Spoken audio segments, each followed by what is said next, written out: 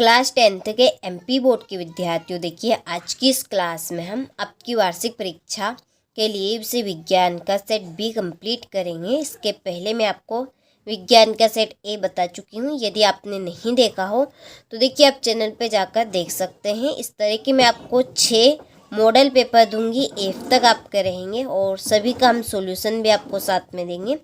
तो इस पेपर को हम इस सॉल्यूशन के साथ में अच्छे से कवर करने वाले हैं। यदि आपने सेट ए नहीं देखा है तो आप चैनल पर जाकर आराम से देख सकते हैं।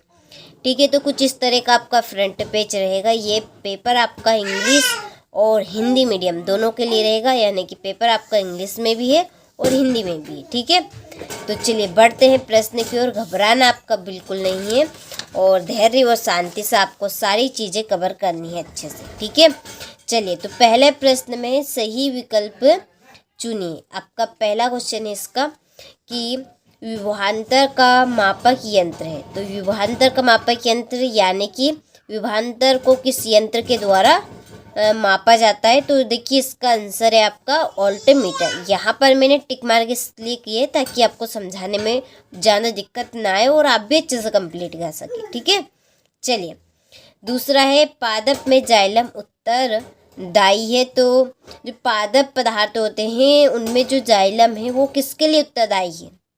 तो इसका आंसर है आपका जल का वहन के लिए, यानी कि जल के लिए ये जो पादप जाइलम है वो आपके उत्तरदायी होते हैं। ठीक है, तीसरा है दो तंत्रिका कोशिका के मध्य खाली स्थान को कहते हैं। देखिए समझ लीजिए आपकी ये दो तंत्रिका कोशिका है, इनके बीच में जो आपका रिक्त स्थान रह गए, देखिए यहाँ पर ये जो खाली जगह रह गई है, इस खाली जगह को हम क्या कहेंगे, तो इसको हम कहेंगे सिनेप्स। ठीक है, चलिए तो इसका आंसर आपका सिनेप्स रहेगा। चौथा है नर युग्मक और मादा युग्मक के संलयन यानी कि मिलने। ठीक है, संलयन का मतलब होगा मिलने की क्रिया कहलाती है। तो नर युग्मक के और मादा युग्मक के संलयन की क्रिया क्या कहलाएगी, आपकी निषेचन कहलाएगी। ठीक है, चलिए आगे का है पांचवा प्रश्न विद्युत धारा का एसआई मात्रक है। तो विद्युत धारा का एसआई मात्रक आपका बनेगा एम्पियर।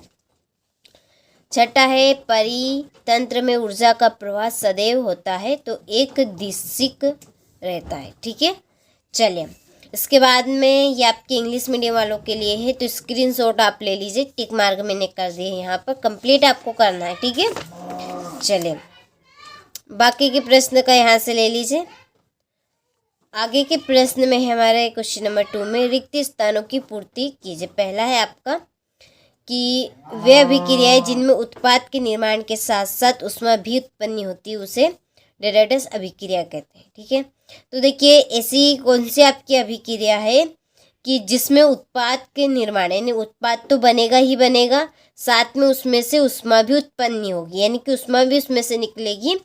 तो वो आपकी कौन सी अभिक्रिया रहेगी, तो देखिए उस अभिक्रिया को कहेंगे ऊष्मा क्षेपी अभिक्रिया, जिसमें उत्पाद बनता है साथ में ऊष्मा भी निकलती है। ठीक है, ऊष्मा क्षेपी। और दूसरा है जल एक डेटाडेस ऑक्साइड है। तो जल आपका एक कैसा ऑक्साइड है, तो ये आपका उदासीन। ठीक है, उदासीन, क्योंकि जल का जो पीएच मान होता है वो आपका 7 रहता है। यदि किसी का पीएच मान 7 है तो वो आपका उदासीन प्रकृति का रहेगा। कौन सी प्रकृति का, उदासीन प्रकृति का। ठीक है, और तीसरा प्रश्न है धातुएं प्रवाह ऊष्मा एवं विद्युत की डेटाडेस होती है। ये तो सभी को पता है, ये चैप्टर यदि पढ़ा होगा तो आपको बिल्कुल पता होगा कि धातुएं कैसी होती है, ऊष्मा और विद्युत की सुचालक होती, क्योंकि धातुओं में करंट आता है। ठीक है, चलिए इसके बाद में चौथा पौधों में केवल डेटाडेस समन्वय होता है, तो रासायनिक समन्वय होता है पौधों में। पांचवा है मादा और गर्भस्थ शिशु के बीच जैविक संबंध स्थापित करने वाला ऊतक डेटाडेस कहलाता है, तो इसका आंसर है आपका प्लेसेंटा। छठा है मेंडल ने डेटाडेस के नियमों का प्रतिपादन किया। तो किन नियमों का प्रतिपादन किया था मेंडल ने, तो वंशानुगति का। ठीक है, चलिए तो यहाँ से आप स्क्रीनशॉट ले लीजिए, अच्छे से कंप्लीट आपको कर लेना है। ठीक है, इसके बाद में ये आपके इंग्लिश मीडियम वालों के लिए आपको देखिए इनको फिल कर लेना है। इसके पहले देखिए मैं आपको सेट ए का बता चुकी हूँ, देखिए जो कि ये रहा है। ठीक है, बिल्कुल भी हम यहाँ पे आपको झूठ नहीं बता रहे हैं। 6 मॉडल पेपर हम देंगे। यह आपका बी है, हम जो देख रहे हैं वो। देखिए इसके बाद में ये हमारा सेट सी है, इसके बाद में ये सेट डी रहेगा, और फिर देखिए आगे है हमारा सेट ई और सेट ए। तो ये आपके 6 मॉडल पेपर हो गए हैं। ठीक है, आपका पूरे का पूरा जो पेपर आएगा ऑल एमपी में, वो पेपर आपका देखिए इन्हीं में से फंस जाएगा।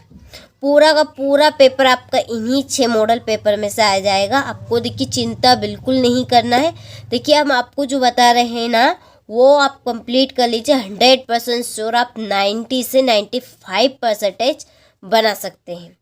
ठीक है, एप्लीकेशन के ऊपर हम 6 के 6 मॉडल पेपर अपलोड कर देंगे, साथ में इनका सॉल्यूशन भी अपलोड कर देंगे, और कुछ प्रश्न हम ऐड और भी इम्पोर्टेंट है, वो जो खास इम्पोर्टेंट है, जैसे कि आपकी एप्लीकेशन हो गई, निबंध हो गया। ठीक है, ये संस्कृत में, इंग्लिश में आपकी निबंध वो हो गए इम्पोर्टेंट। ठीक है, ऐसे हो गया, और इसके बाद में एप्लीकेशन लेटर हो गए। ठीक है, जो भी इम्पोर्टेंट जो भी और क्वेश्चन है अलग से, वो भी हम एप्लीकेशन के ऊपर पूरा अपलोड किए हैं। आप कॉल कर सकते हैं, चाहे तो डिस्क्रिप्शन में हमने नंबर दे रखे हैं आपको। देखिए यूट्यूब पे तो जितना हो रहा है उतना हम आपको दे रहे हैं, लेकिन एप्लीकेशन में आपको A to Z पूरा मिलेगा। ऐसे लगाकर Z तक सारी चीज़ें प्रोवाइड आपको एप्लीकेशन के ऊपर कराई जा रही है। ठीक है, उसके लिए आप तुरंत कॉल कर सकते हैं, अभी चाहे तो इस वीडियो को बाद में, और पूरी जानकारी आप ले सकते हैं। कुछ मोटिवेशन भी आपको परीक्षा के लेकर आपको दिया जाएगा। मोटिवेशन कुछ भी, आपको घबराना नहीं है। वार्षिक परीक्षा को लें, बोर्ड एग्जाम है आपकी, घबराना बिल्कुल नहीं। उसके लिए आपको मोटिवेट भी किया जाएगा। ठीक है, तो चैनल पे आप नए हो तो चैनल के साथ जरूर आप जुड़िए। ठीक है, चलिए तीसरे प्रश्न में सही जोड़ी लिखिए। ठीक है, सही जोड़ी आपको इसमें बनानी है। तो देखिए पहली जोड़ी आपकी है, ध्यान और धैर्य के साथ आपको सभी चीज़ें कवर करनी है।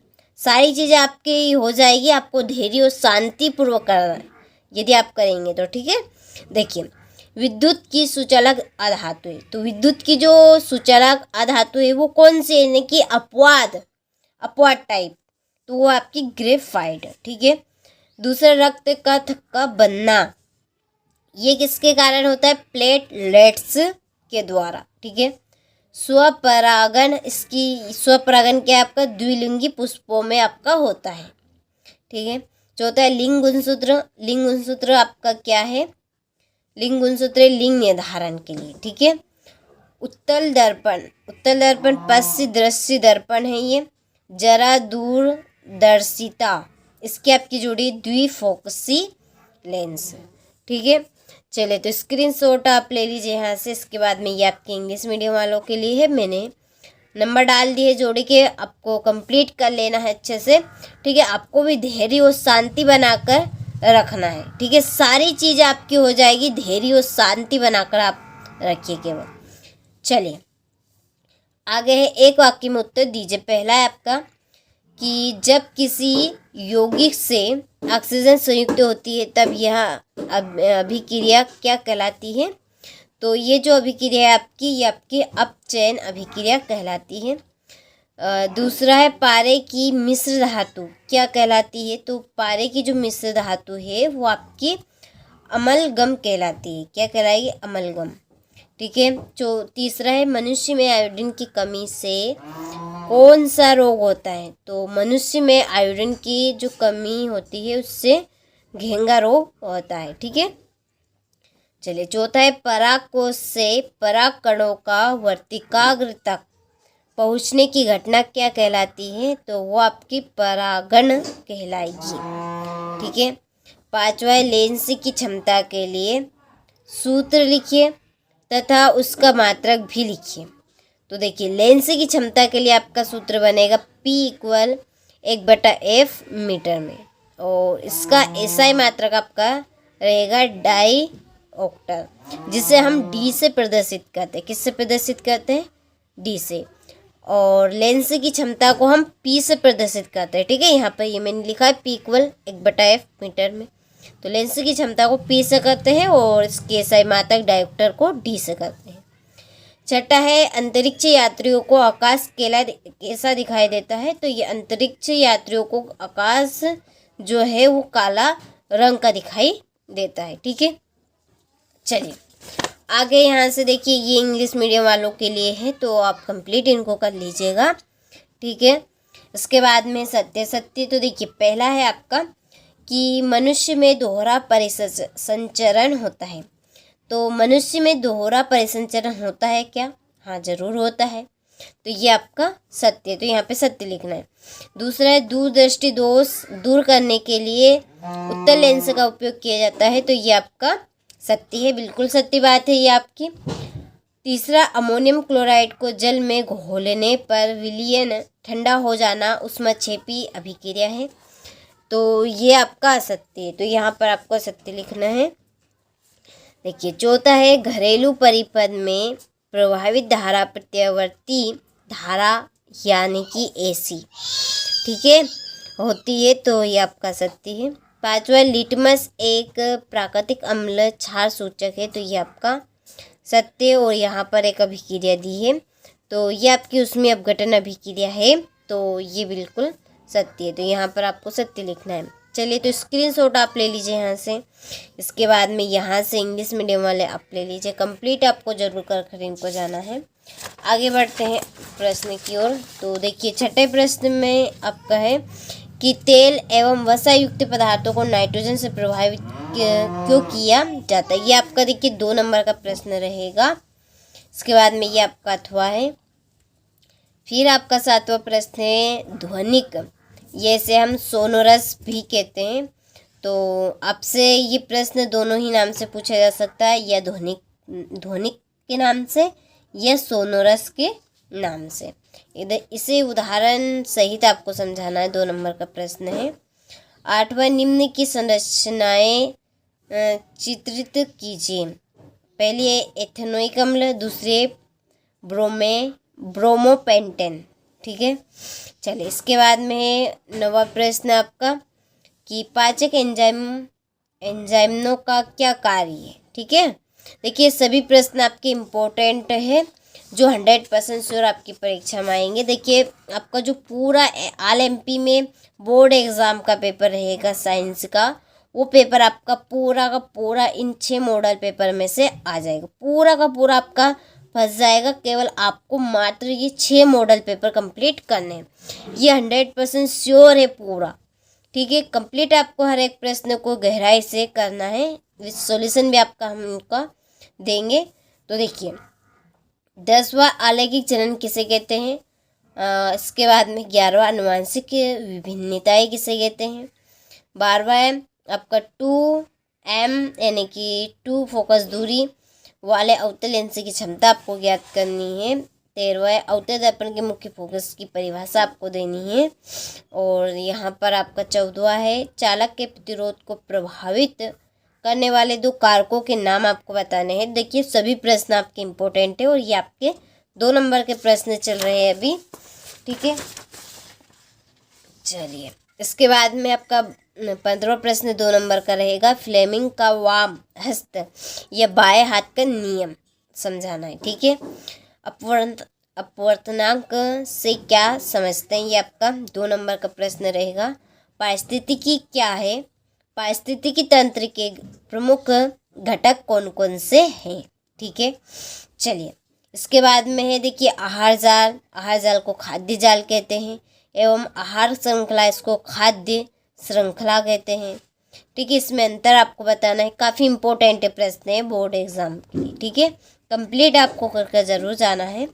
रासायनिक समीकरण से आप क्या समझते हो, किसी संतुलित समीकरण का उदाहरण दीजिए।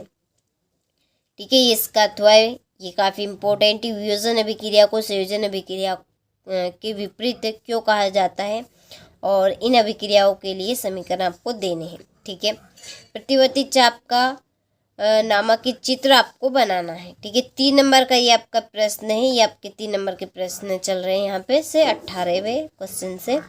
ठीक है, 20वां प्रश्न है, तारे क्यों टिमटिमाते? सचित्र वर्णन आपको करना है। देखिए इसके नीचे इसका अथवा कांच के प्रिज्म द्वारा श्वेत प्रकाश के विक्षेपण का चित्र आपको बनाना है। अम्ल और क्षार में आपको 4 अंतर, ये आपका 4 नंबर का क्वेश्चन है। 22वां है, साबुन की सफाई प्रक्रिया की क्रियाविधि आपको समझाना है, 4 नंबर का क्वेश्चन है। देखिए 23वां है, ग्लूकोज के ऑक्सीकरण से विभिन्न जीवों में ऊर्जा प्राप्त करने की पथ क्या है? ठीक है, ये आपका 4 नंबर का क्वेश्चन है। धमनी शिरा में अंतर स्पष्ट करना, काफ़ी इम्पोर्टेंट प्रश्न है। तो देखिए आपने इस मॉडल पेपर का पूरे से अच्छे से स्क्रीनशॉट ले लिया होगा। ये हमारा सेट बी था। ठीक है, इसके पहले मैं आपको सेट ए इसका बता चुकी हूँ। यदि नहीं देखा है तो आप चैनल पर जाकर देख सकते हैं। ठीक है, चलिए तो इसके बाद में हम सेट इसका सी देखेंगे। बहुत जल्दी आपका सेट सी रहेगा और फिर देखिए सेट आपका डी आएगा, फिर ई और आखिरी में आपका ए। तो ये आपके सामने 6 के 6 मॉडल पेपर है, साथ में हम आपको सॉल्यूशन भी प्रोवाइड करवाएंगे। ठीक है, चलिए तो कंप्लीट आपको अच्छे से इनको करना है। चलिए तो मिलते हैं आपसे अगले वीडियो में।